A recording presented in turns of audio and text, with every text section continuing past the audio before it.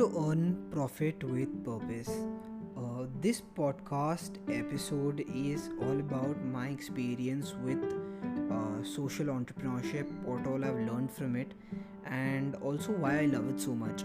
I'm gonna try and sort of amalgamate everything together into this episode. Now, you see, India is a country of innovation, creativity, and an entrepreneurial mindset, of course. Everything that I know about entrepreneurship and business has come from street experiences, Kinara shops, which are basically the general stores, and YouTube. Being from a family managed business setup, words like profit, margins, cost, revenue, etc., were always being thrown here and there. I learned most of my business from my grandfather and my dad, who discussed it at the office and the dining table. Surprisingly, that's also how majority of India learns about business and entrepreneurship. But today, I want to talk to you about something beyond business. It's about profit with purpose, basically generating sales and earning profit while making the society a better place and sort of helping the community in some way. And when I talk about this, right, it sort of really drives me, and I'm really passionate about this for several reasons, which you will find out as we move ahead. My first few learnings about social entrepreneurship came from Shark Tank shows, but I was formally introduced to it by my entrepreneurship professor, Mr Ameya Ambulkar.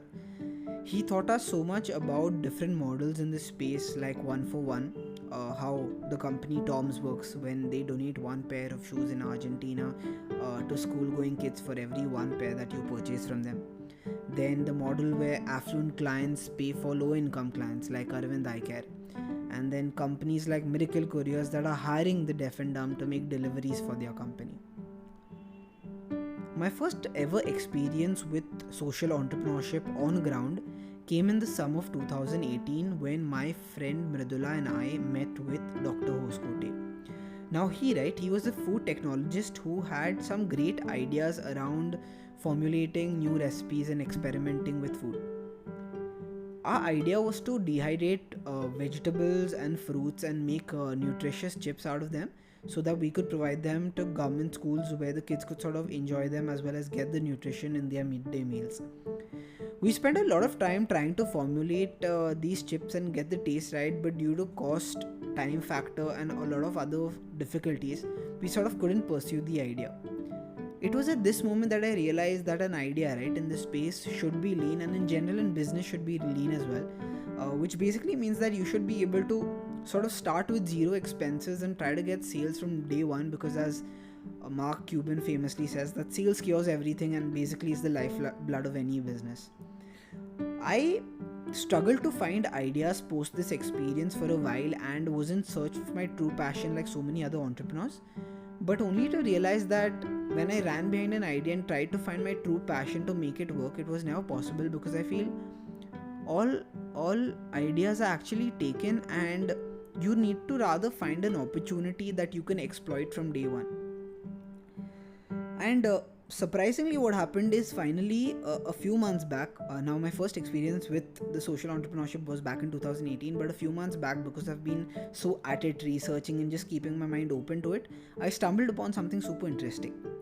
So it's a story rather that I met Akash, a young boy at my gym where he worked as the janitor.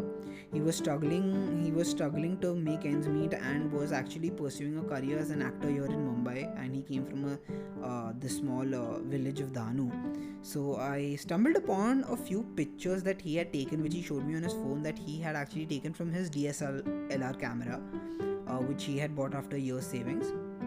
And what I realized is that sometimes people are just truly gifted and talented. Without any kind of professional training or course, he could actually capture images and remove such amazing videos with maximum ease and efficiency. Like, it seemed like he was made to do it, right? And when I experienced this and I saw what he was doing, it just clicked, and I thought that, I'm sitting maybe on a great social business where I could help so many people. I've started a small social entrepreneurship project where I provide employment opportunities to talented individuals and freelancers like Akash who can provide their services to professionals, individuals, coaches, content creators, and small businesses who want to communicate their message on social media, promote their products and services, and just be creative on a budget. Nowadays, what we get to see is a lot of businesses just being on social media for the sake of it, spending tons of money without seeing any returns, while the whole process can be done in a very creative and fun way. We plan on calling our company MaukaMedia. Mauka in Hindi, that means opportunity or a chance. This is a chance for young boys and girls like him to explore their talents and have a platform to showcase it. It's also an opportunity for businesses to explore social media and digital content on a budget with the help of these freelancers. That's about it from me in this segment of the podcast. Further on, you're going to listen to my professor, Mr. Ameya Ambulkar, basically talk about social entrepreneurship a little more in depth, and also talk about all those qualities that are required for a modern day social entrepreneur.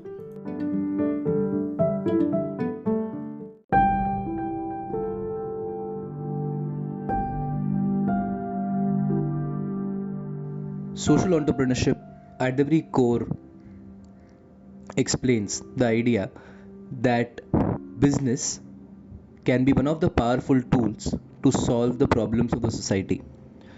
So, all those businesses which are started with an intention of solving a problem of the society and parallelly making money can fall into the definition of social entrepreneurship. Now, I've got a chance to work with multiple social entrepreneurs, interact with them, and also live the life of a social entrepreneur for a certain period of time. One very common trait that I have found and understood amongst them is that all of them appreciate the fact that we are lucky to a very great extent, and they understand that it is sheer luck that they were born in a place where they could take such actions. And this appreciation of luck becomes the source of their willingness to solve some problem of the society which they feel the need to be solved quickly. Now, if you look at it, when one appreciates the luck which they have gathered, and because of which they have so many things around, one really understands that there is high level of responsibility on one's shoulder to do something for the unfortunate individuals who by sheer luck are going through certain circumstances which you aren't. Now, to talk about the qualities of a social entrepreneur, there are few which I have found really powerful, and according to me, these are certain qualities which have helped the social entrepreneurs achieve the goals which they have set for themselves. The first quality which I feel is extremely important, and I have witnessed that really good entrepreneurs have it really well, is a sense of patience. Now, I understand that patience is an important trait required in entrepreneurship also, but in social entrepreneurship it becomes little more important. Why?